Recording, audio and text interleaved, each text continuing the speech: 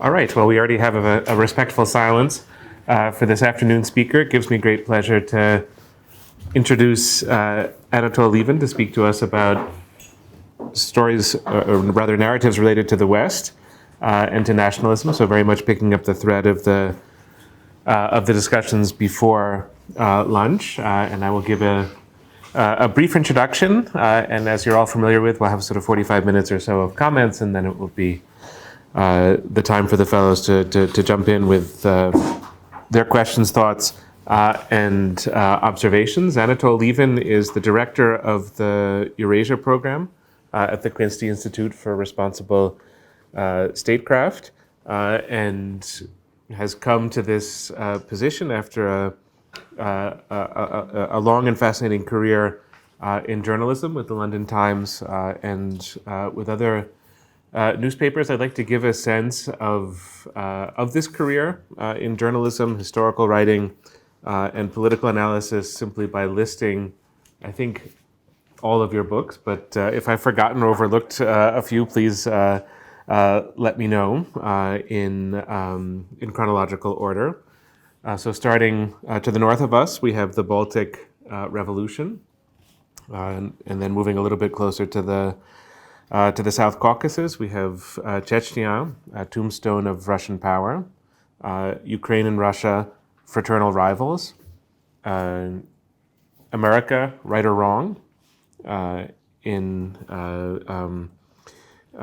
Anatomy of American Nationalism, Ethical Realism, a vision for America's role in the world, Pakistan, a hard country, and as if that weren't an eclectic enough list, we have Climate Change and Nation State, which I believe is Anatol's most recent book. I don't want to add too much detail to this illustrious record of thinking and writing. I just simply wanted to make two observations when I think of Anatol's career and when I think of his writing. And the first is implicit to what I've just said, is the extraordinary range from the former Soviet Union to the United States to Pakistan. This is not, I think, easy to achieve and makes, I think, Anatol credibly a thinker about the global situation. There are people who lay claim to that title, and I think that this is a career that really honors that obligation to think globally and to make those connections. And then secondly, not just range, but also style, the sort of vividness and the precision of expression, and a kind of careful journalistic analysis on the one hand, and strong opinions on the other, hearkening back to such figures as Orwell, Graham Greene, and V.S. Naipaul, who all merged travel, historical thinking, but also sort of argument, and at times polemical argument about the present moment, which is something I think when we look to Anatol's writing is something that we look for as a set of strong opinions. So I hope that you won't disappoint in that regard this afternoon. I will offer us at least a few strong opinions, but please join me in welcoming Anatol to the Summer Symposium. Thank you. I'll do my best. What Michael just said, an unkind version of that would be that due to all the different places I've worked in the course of my career, I run around in circles like a dog with 5 tin cans tied to my tail. At least it was 5 tin cans, and then I discovered, well, didn't discover, but came to feel a kind of deep moral and political obligation, civic obligation to write about climate change. On that score, before I get into the talk today, I would just like to say to historians among us that if you are ever depressed, as you may well be, about the state of historical studies today, there is, I think, a very useful purpose to them in terms of thinking about the world, which is often neglected, partly because, of course, it's classed somewhat unfairly under alternative history or even science fiction or futurology. But that is that if you cast your mind back to the past and can see just how badly the people who lived at that time got it wrong, Well, it creates two things, or should do. The first is modesty. Because, of course, the general approach, by some historians, I'm sorry to say, by a great many non-historians, is to go back to the past with yourself as the hero or heroine. In other words, of course, you, if you had been in the American South in the 1830s or 40s or 50s, would have been a courageous abolitionist. Oh, if you had gone back as a white to the South in those years. Of course, the overwhelming statistical probability is that you would have been a strong supporter of slavery. You know, if you look at what the majority thought. And not to be that in the South of those years would have taken two things: enormous courage or emigration to the north, to the northern states.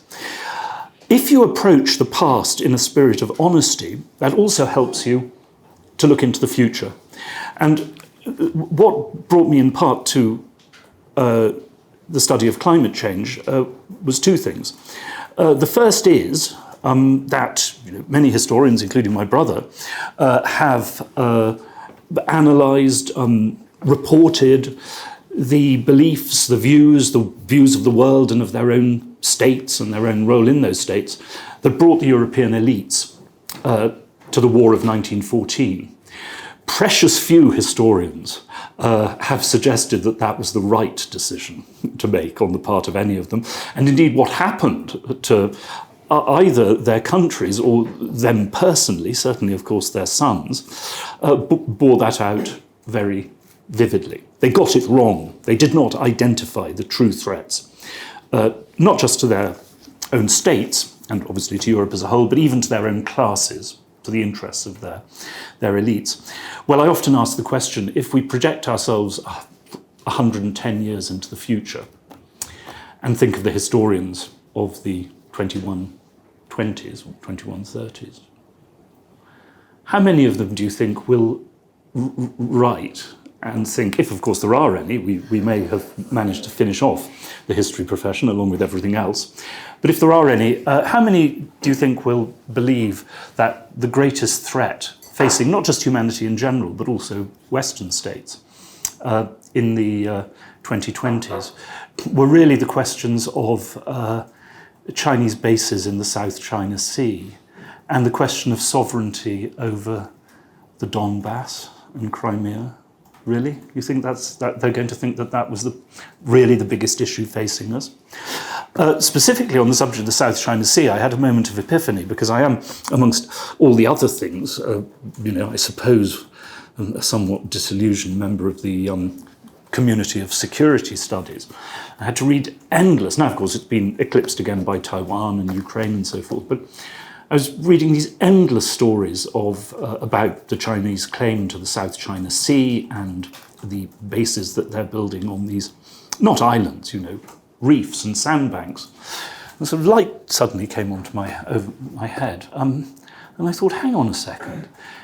If we fail adequately to control climate change, then 100 years from now, this will be literally, quite literally, a non-issue, because they'll all be underwater again. And people writing about this will say, what were they thinking of? These places are going to disappear anyway. Or on the other hand, I suppose you could encourage the Chinese to pour more and more and more concrete and more steel and more sandbags into the sea. Not really what should be worrying us. Anyway, so looking into the past in order to develop a capacity to look into the future. Now, coming to the present talk, it follows on naturally in some respects from those by Slava Morozov, my brother.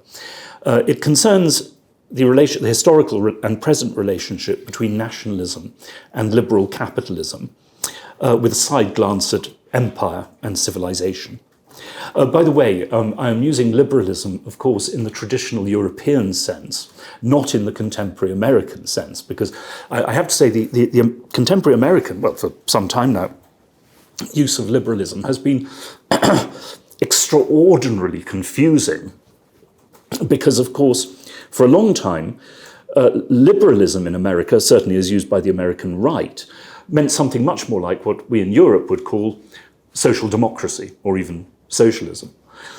On the other hand, it's now become basically a well, not basically, but to some extent, an ideology focused above all on cultural change, though with strong civilizational aspects.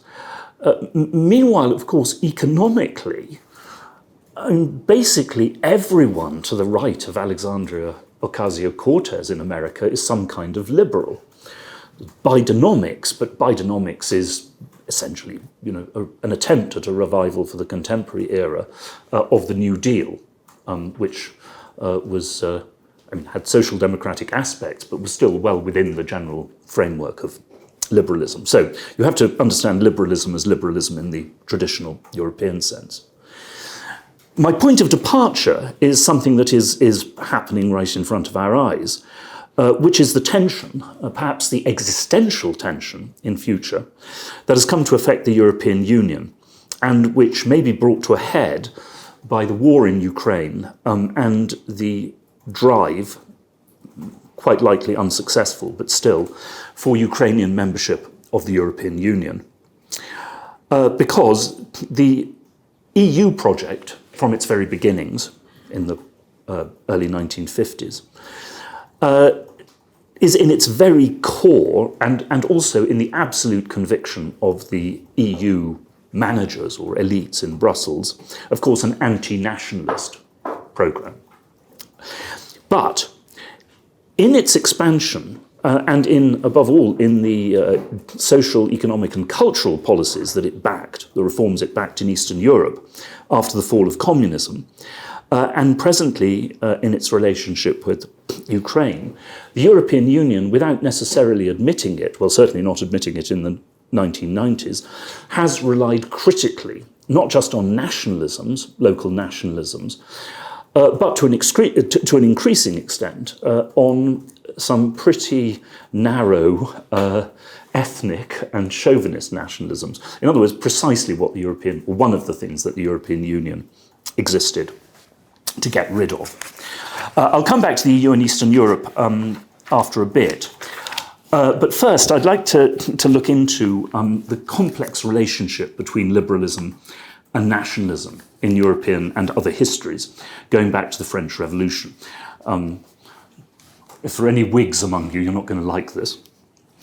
By the way, in the English or British media, newspapers and journals of the 1820s and 1830s, patriot, when applied to continental Europe and South America, was used as a virtual synonym for liberal. In other words, these were people who were deeply attached to particular national projects.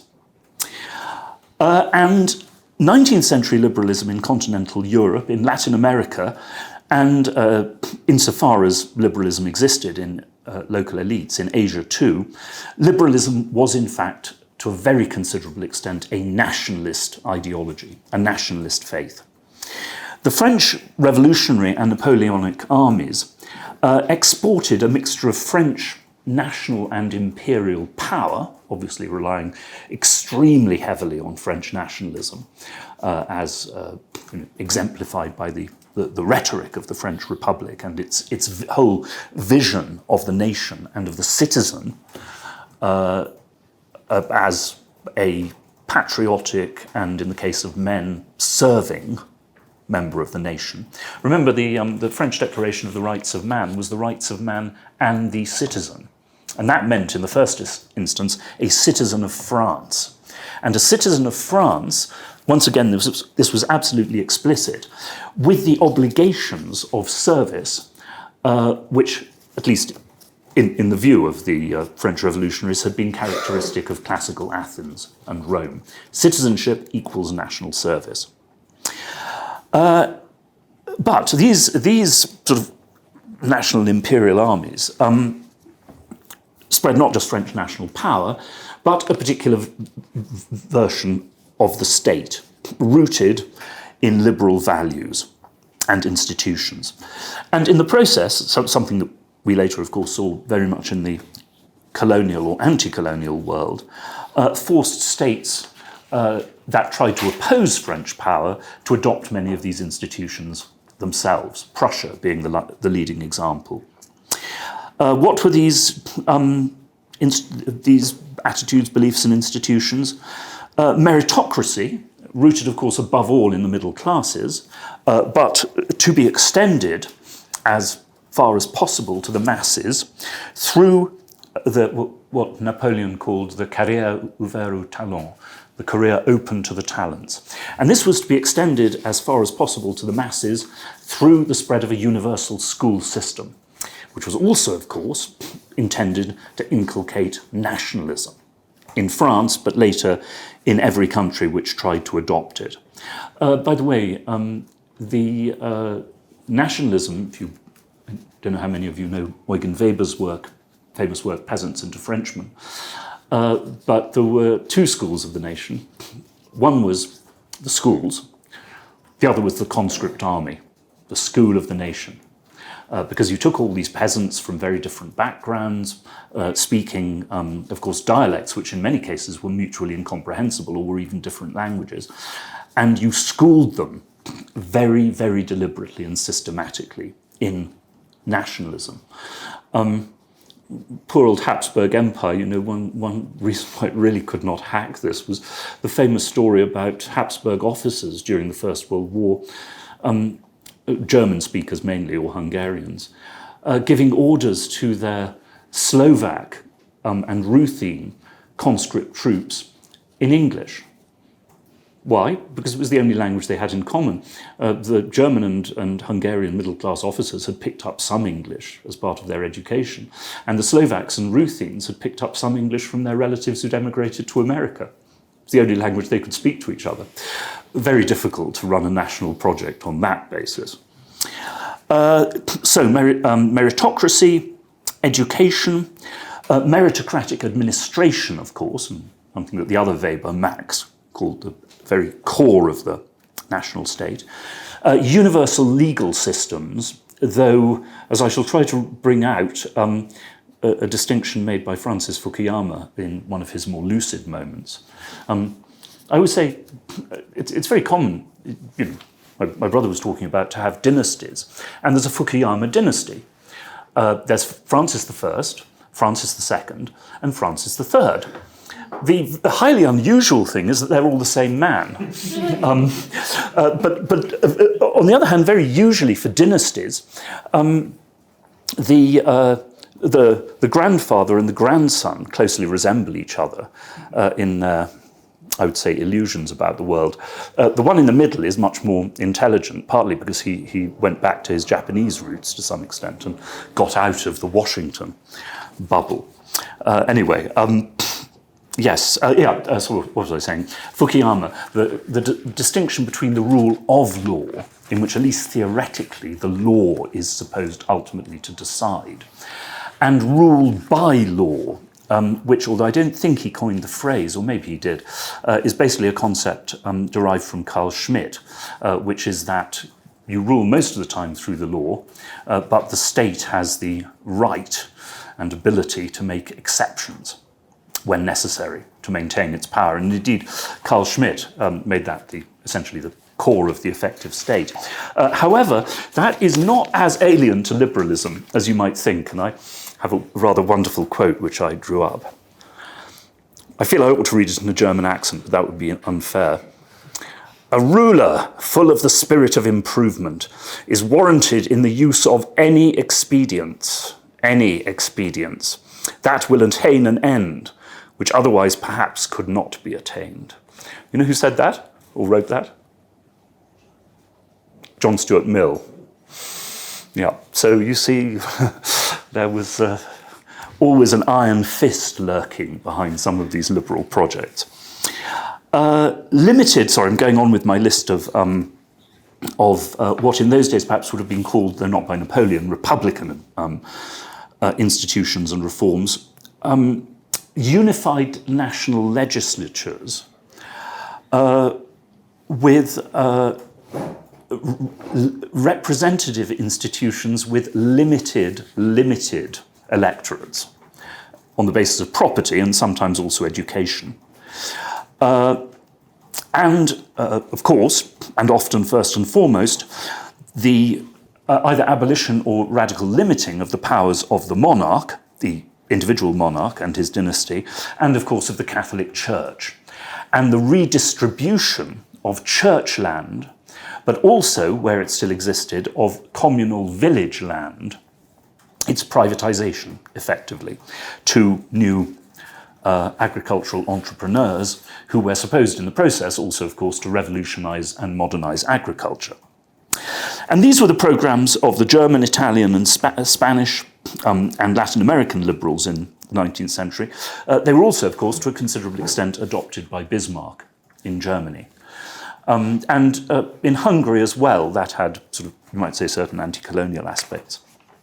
Now, I'm not going to go into the question of what came first, capitalism or nationalism, because A, I mean, we could spend the week here, and B, it strikes me as a thoroughly chicken and egg argument. And in fact, the further back you go in European history, the more chicken and egg it becomes. You never do get to a point in which the chicken emerges from the egg, or the egg, no, the chicken lays the egg, or whatever, anyway, chickens and eggs. You just go back and back and back and back into, you know, medieval capitalism and the growth of the state. I think we can agree that, I mean, without going back to the classical era, fairly sophisticated and intrastate capitalism in one form or another has existed in Europe since at least the Middle Ages. And so too, however, have been in sections of the elites, aspirations for centralized state power, which in some areas already in an embryonic form was, or later became, centralized national power. And there's a good quote from Emanuel Wallerstein. I'm sorry that Joro isn't still here to hear it.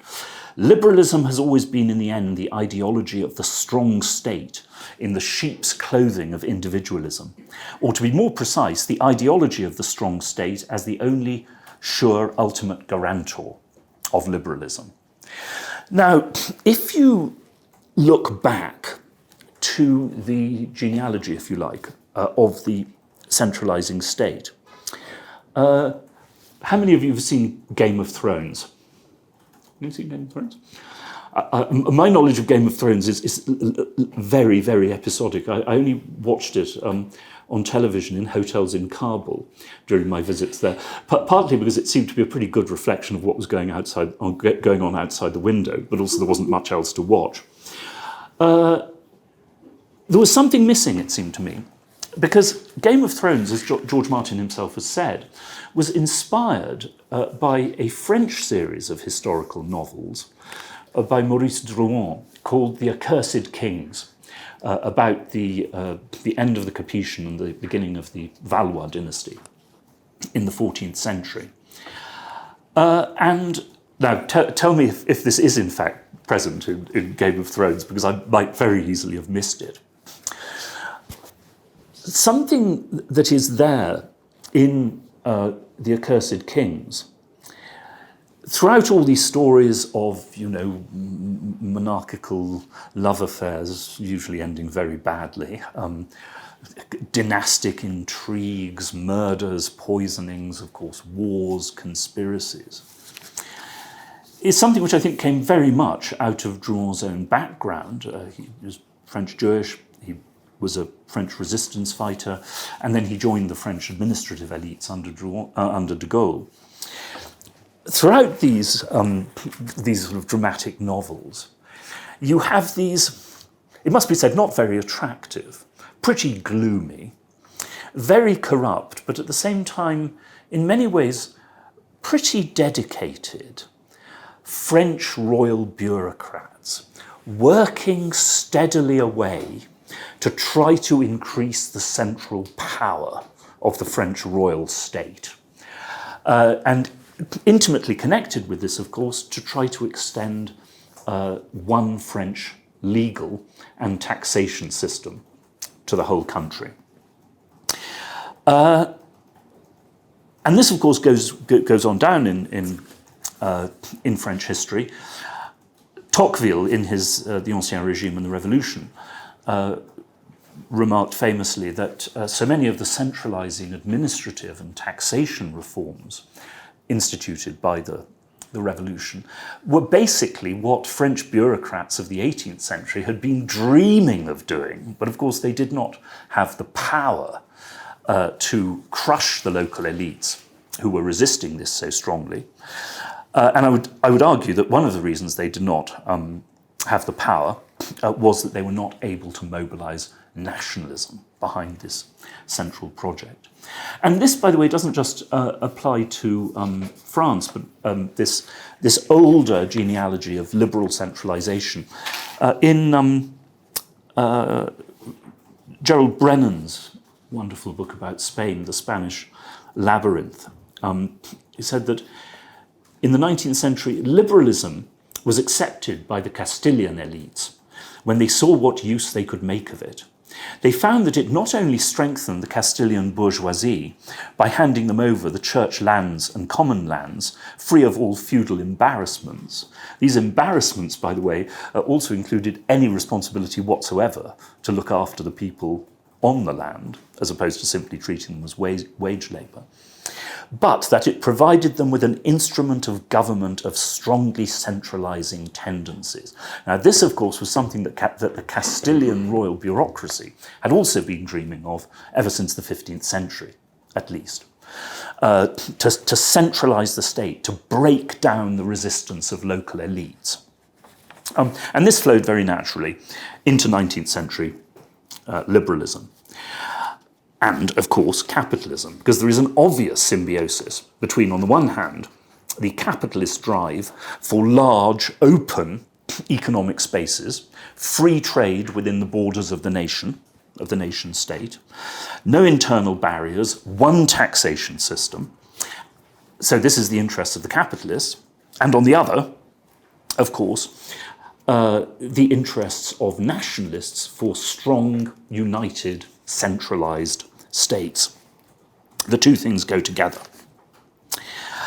Now, there are a number of points to be made about this process of national liberal capitalist reform in the 19th century, which are well known to historians, but to a terrifying degree, where totally, I would say, almost totally, except for a relatively few, generally pretty unpopular dissidents, ignored in the literature both of transitology, as it used to be called, in the West and in Eastern Europe in the 1990s and 2000s, but also in the wider developmentalist literature about the rest of the world.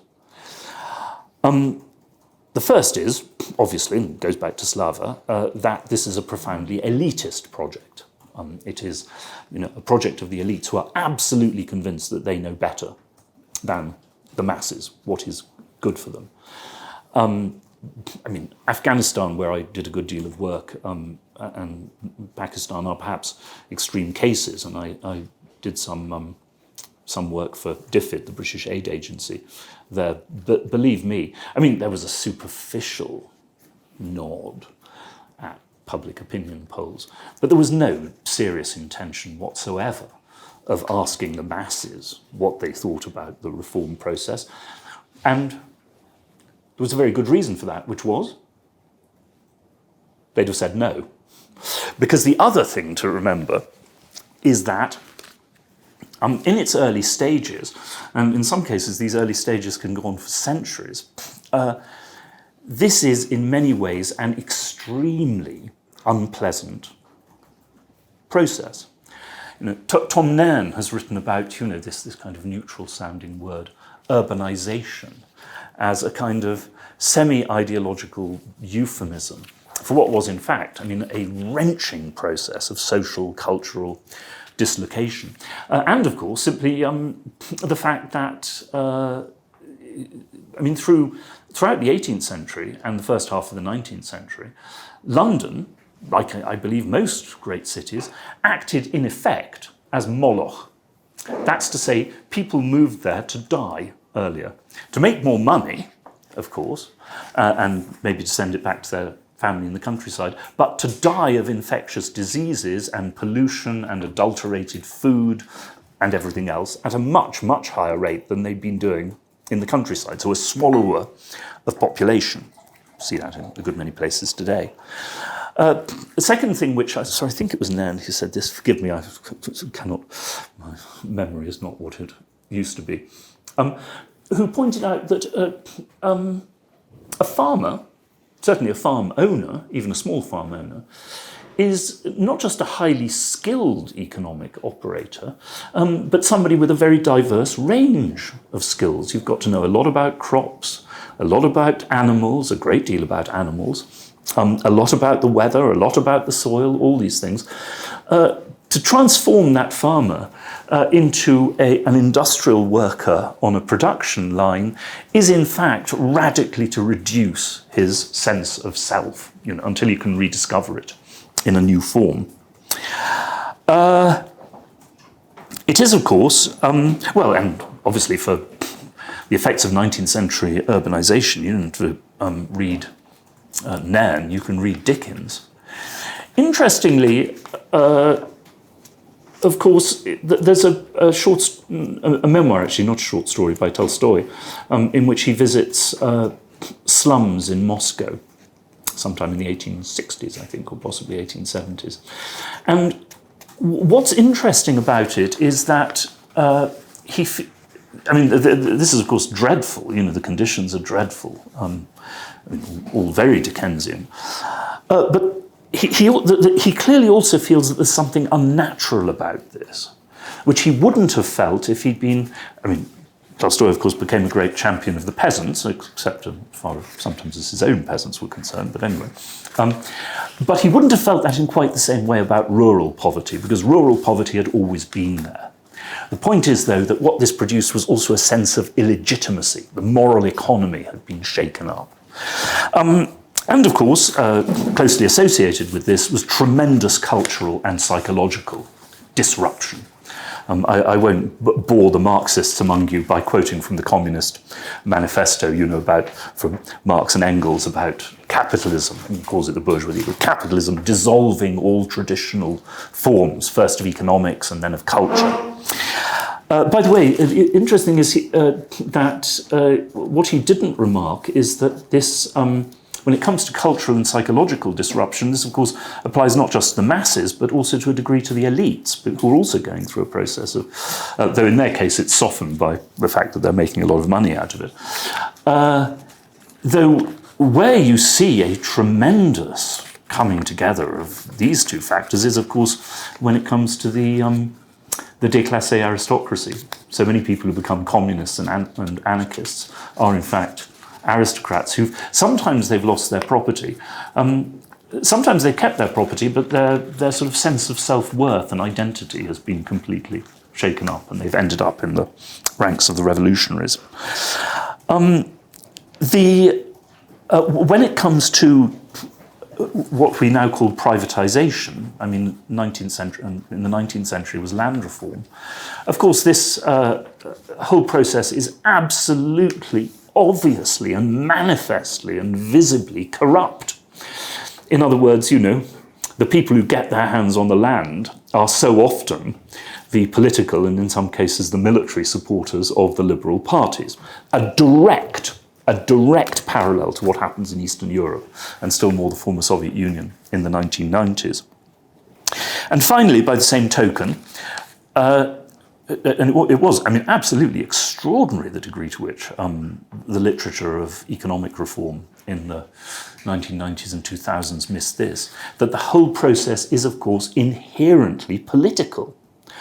It is driven by political power, sometimes backed by military power, by force, at least certainly police force, and it involves political winners and losers. It is, to a great extent, the process of locking in the power of new elites. And the two things, locking in their political power, their economic power locks in their political power locks in their economic power. And then, as I've already hinted at, it is linked to the military. It is necessary, very often, either to use the military or at least threaten to use the military against rebels, who are rebelling against these liberal capitalist reforms. Initially, very often from the Catholic right, the peasant revolts, the Carlists in Spain, the so-called bandits, they would now be called terrorists in southern Italy, in the name of the church and the old dynasty. They had to be shot down. And then later, of course, it was the urban working classes who were revolting in the name of socialism.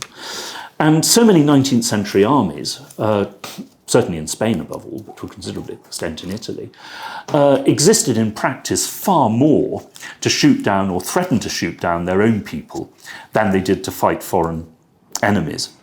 There was a gentler, well, he didn't have to do it.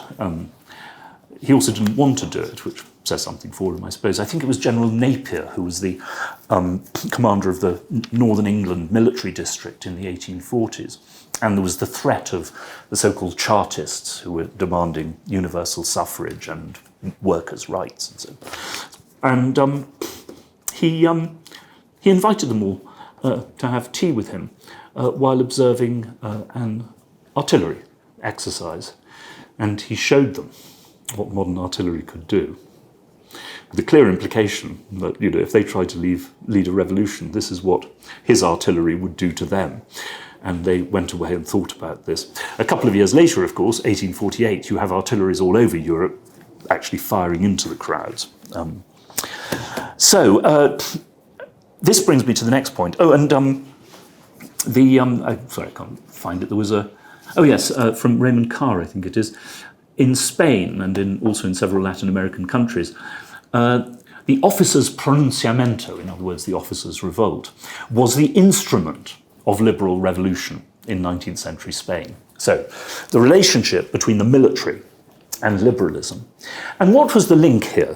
What helped to attach the military to liberalism and liberal reform? I mean, in part, of course, because this was very much part of creating opportunities for the middle-class officers.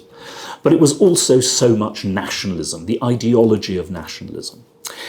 And Gramsci, of course, introduced the theme of hegemony for how 19th century liberal elites sold, in a sense,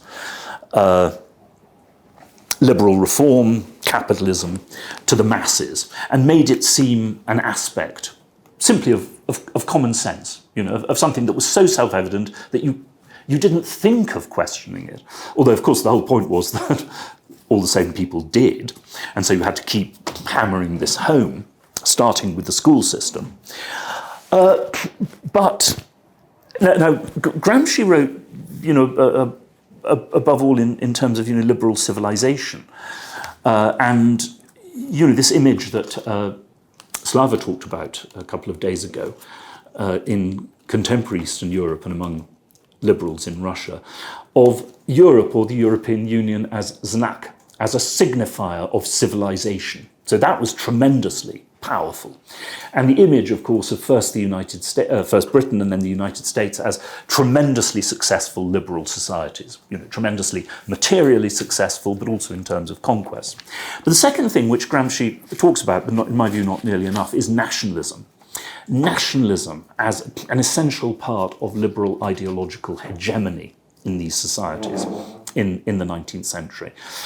And as a means, as I say, of tying into the liberal state, not just the armies, the officers, but also the conscript soldiers, because once again, as I say, you know, the conscript army as the school of the nation, in which, by the way, amongst other things, people who've may have gone through school, or rather not gone through school, talking their local dialect, are forced to learn Italian or standard French or standard German so that they can you know, understand the orders they're given. And of course in the army, even more than in schools in those days, you can also employ some rather harsh disciplinary measures to make sure that they understand what's being said to them. So, nationalism and hegemony in the 19th century. And there were two great triumphs of this 19th century liberal, nationalist, capitalist symbiosis. The first, of course, was the economic development of Europe, of large parts of Europe, not all by any means, in the 19th century, because the mixture worked. At least it worked for enough, and just enough for enough people. The second great triumph, of course, was the First World War. Was 1914 to 15, in which indeed, having been acculturated through the school system and conscript army, for a few years at least, the peasants and the workers marched off cheering into this nationalist war. And although many of them did mutiny in the end, they only did so after, sufferings that by contemporary standards are very nearly, unimaginable. I've probably lost it amidst all these papers, but oh yes, a great passage. I can't resist quoting it. How many of you know the Magic Mountain? You do, I'm sure. Zauberberg. Yeah? Do you remember Professor Settembrini? No. I have read it. Oh! Das ist ein Schande. Anyway, there's this figure in the Magic Mountain who is this Italian liberal professor, and he's sort of very admirable in many ways. He's also rather absurd, and man sort of laughs at him periodically. But the end is a tragic one. And in the weeks leading to 1914, man describes Professor Settembrini as follows. His voice was weak, but he spoke with conviction at length and beautifully upon the self-perfecting of the human spirit through social betterment. Softly, as though on the wings of doves, came the words of Herr Ludovico. Yet when he came to speak of the unification and universal well-being of liberated peoples, by which he meant, of course, first and foremost, Italy, there mingled a sound, he neither knew nor willed it, of course, as of the rushing wings of eagles. That was the political key, the grandfatherly inheritance, you see, from Italian unification, that united him with the humanistic gifts of the father. In other words, the father an Italian liberal humanist, the grandfather as a fighter, Garibaldian fighter for Italian unification. Precisely as humanism and politics united in the lofty ideal of civilization, an ideal wherein were blended the mildness of doves and the boldness of eagles. Yes, here seemed to sound two voices with differing counsels. For Herr Settembrini was a humanitarian, yet at the same time, half explicitly, he was warlike too. And a few pages later, Herr Settembrini waves off his German student, Hans Castorp, to work, to war. Castorp is volunteering for basically to be killed by British machine guns at Ypres.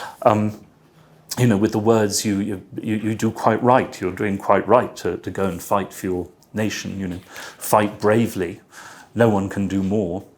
And I'm going to, he's dying already of tuberculosis, Settembrini. I'm going to devote my last days to urging my country to go where freedom and sacro egoismo, sacred egoism, lead us. This, of course, next year, when they might already have learnt better, led Italy into joining the First World War, helped to finish off the Habsburg Empire, but also, of course, finished off for a while Italian liberalism.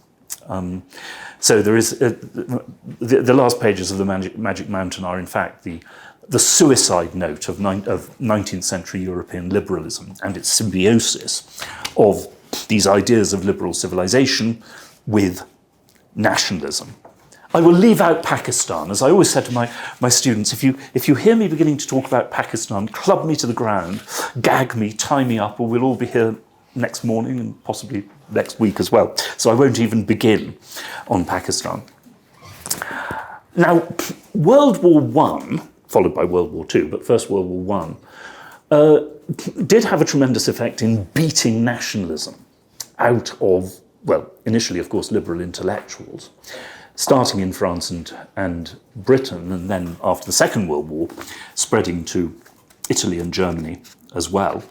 And of course, part of the reason was simply that they'd all gone off to fight themselves, and many of them had been wounded, their friends had been killed.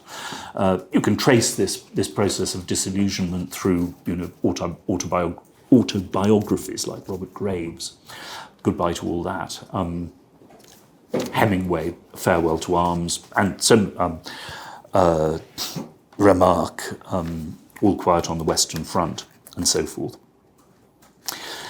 And what happens is that, in a sense, they go back to the great Italian nationalist thinker Mazzini, and they adopt one part of his argument. Because Mazzini had this idea, which went back to Kant, and sort of survived through the French Revolution in a way, and that once you had self-contained European nations ruled by, as Kant said, republican governments, Mazzini would have said already, democratic systems, not just governments, they not just can, but will come together in a European federation. Because all of these hostilities and hatreds created by these wicked empires will have gone. And then the nations will be able to live together in freedom and will, through freedom, come to federation. Well, of course, what actually happened from Settembrini in Mazzini's own Italy was that Italy, during and after the First World War, embarked on a program of nationalist irredentism, seizing land from the South Slavs and the Germans, which made any idea of such a federation impossible, and indeed contributed his own bit to destroying the League of Nations. But this tradition, and of course it went back in many ways far beyond Kant to medieval ideas of Christendom, is adopted, as I say, first by the French and English, or British, and then of course after World War II by the Germans and Italians as well. Nationalism is basically beaten out of them on a whole series of battlefields and destroyed cities. I better leave out the anti-colonial world. Well, maybe if any of you want to ask about the relationship of all this to anti-colonialism, well, I'll run out of time, so I'll stick to Europe. What remains in liberalism, of course, is the civilizing mission. Liberalism, from its inception, is an elitist civilizing mission in two directions. One aspect is, of course, imperial, the conquest of other peoples in the name of civilization, and the attempt, more or less half-hearted and hypocritical, or quarter half-hearted, or maybe not even non-existent, to raise up these barbarous creatures, to our wonderful level.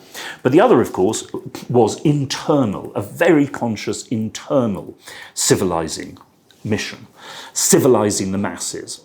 And not just the Catholic peasants, who of course were despised by all good liberal modernizers, including Karl Marx. Well, not really a liberal, but anyway.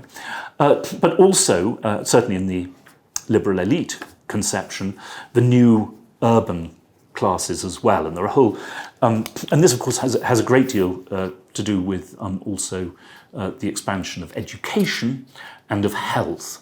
There's a classic example of this in New York in the 1830s to the 50s, the great hog controversy, whereby the old American middle classes in New York tried to get to either persuade or force the Irish immigrants to get rid of their pigs, who provided a large part of their income.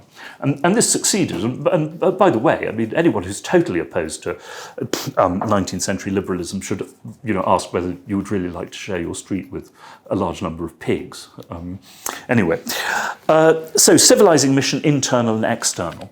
And of course, European liberalism, which, by the way, after 1945, in some respects triumphed so completely that it could afford no longer to be a political party. All the European liberal political parties shrank and shrank and shrank, but they could from an elite point of view, they could afford to do that because everybody became a version of liberal in France and Germany. And, the Social Democrats were a left-wing kind of liberal and the Christian Democrats were a right-wing kind of liberal. They had limited arguments within a fairly limited frame. But what remained, of course, was the civilizing mission. And this really came out, it came out through the whole attitude to the outside world. But it really emerged in full force with attitudes to Eastern Europe after the fall of communism. The European Union, with NATO as a military cover, as an absolutely explicit force, though they didn't use the word civilization, although they did, as Slava pointed out, or they still do in Russia and elsewhere, but a force for the expansion of civilization to the benighted countries of the former Soviet bloc. Oh, and by the way, one point to be made about this is that no civilization worth its name ever thinks of itself as a civilization. It always thinks of itself as civilization, just civilization. And this process, it's not as bad as 19th century liberal capitalism, but nonetheless, it is profoundly disruptive and in many ways deeply unpopular, the reforms that are introduced in Eastern Europe in the 1990s. They are enabled by two things. One is, once again, the image of civilization, the West, Europe, as a sign of civilization, simply of civilization that we're moving towards. But the second, of course, is nationalism. Because the East European peoples, or at least their elites, are passionately anxious to get away and stay away from the domination of Moscow, or of Russia, as they would say. And for a while, this enables EU expansion and liberal reform. But of course, once you're in the European Union and NATO, then you don't really need to bother anymore. And all the resentments and oppositions that have built up across Eastern Europe emerge in the form of what we've seen in Poland and Hungary. And yes, now that there is this proposal to bring in Ukraine, which exemplifies now, largely as a result of the war, but it was there previously in more limited circles, ethnic nationalism, but ethnic nationalism in addition of now a highly militarized kind. And how the European Union will reconcile its reliance on nationalism, first as part of its civilizing mission, and now, of course, as part of its mission against Russia, with forces which are inherently opposed to the very original core mission of the European Union, is something which we will all have to see. Thank you.